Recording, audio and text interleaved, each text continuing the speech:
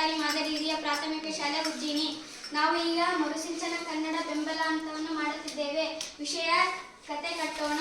ಇದಕ್ಕೆ ಸಂಬಂಧಿಸಿದ ಕಲಿಕಾ ಫಲ ಗ್ರಹಿಕೆಯೊಂದಿಗೆ ಪಠ್ಯೇತರ ವಿಷಯಗಳನ್ನು ಓದಿ ಮತ್ತು ಓದುವಾಗ ಅದರ ವಿವರಗಳು, ಪಾತ್ರಗಳು, ಮುಖ್ಯ ಪರಿಕಲ್ಪನೆ ಮತ್ತು ಆಲೋಚನೆಗೆ ಹಾಗೂ ಘಟನೆಯ ಅನುಕ್ರಮಗಳನ್ನು ಗುರುತಿಸುವರು.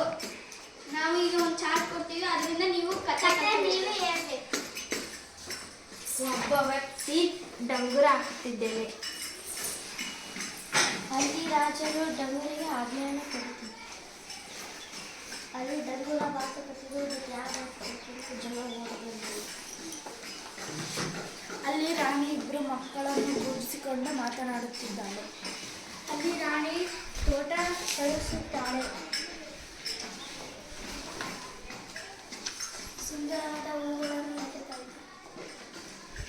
ಅಲ್ಲಿ ಸುಂದರವಾದ ಗಾರ್ಡನ್ ಇದೆ. ಸುಂದರವಾದ ಹೂವನ್ನು ವಾಸನೆ ನೋಡಿ ರಾಜ ಹೊರಗೆ ಬಂದನು. ಸುಂದರವಾದ ಹೂವುಗಳು ಇದ್ದವೆ. ರಾಜನು ಇದನ್ನು ಹಾಳು ಮಾಡಿದವರು ಯಾರು ಎಂದು ರಾಣಿಗೆ ಕೇಳಿದಾಗ ರಾಣಿ ಹೇಳಿದಳು, ಇಬ್ಬರನ್ನು ಮಕ್ಕಳು ಕರ್ಕೊಂಡ್ಬಂದು ಅವಾಗ ತೋರಿಸಿದವು. ರಾಜ ಅವರಿಗೆ ಬಹುಮಾನ ಕೊಟ್ಟನು. ಇದರಿಂದ ನಮಗೆ ಕಾಡನ್ನು ಬೆಳೆಸಿ ನಾಡನ್ನು ಉಳಿಸಿ. ಇದನ್ನೆಲ್ಲ ಒಂದಾಗಿ ಯಾರು ಹೇಳ್ತೀರಾ? ನನ್ನ ಹೆಸರು ಭಾರ್ಗವ. 6ನೇ ತರಗತಿಯಲ್ಲಿ ಓದುತ್ತಿದ್ದೇನೆ.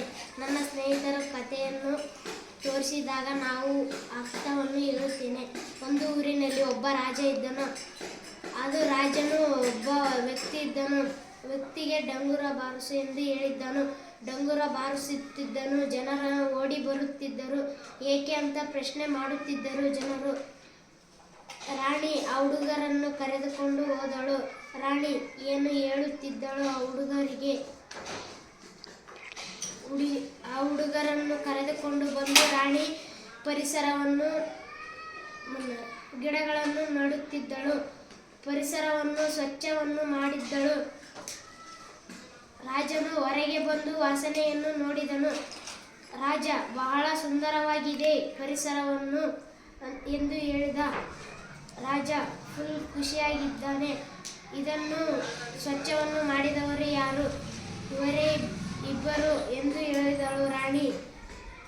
ಕಾಡು ಬೆಳೆಸಿ ನಾಡು ಉಳಿಸಿ. ಇವಾಗ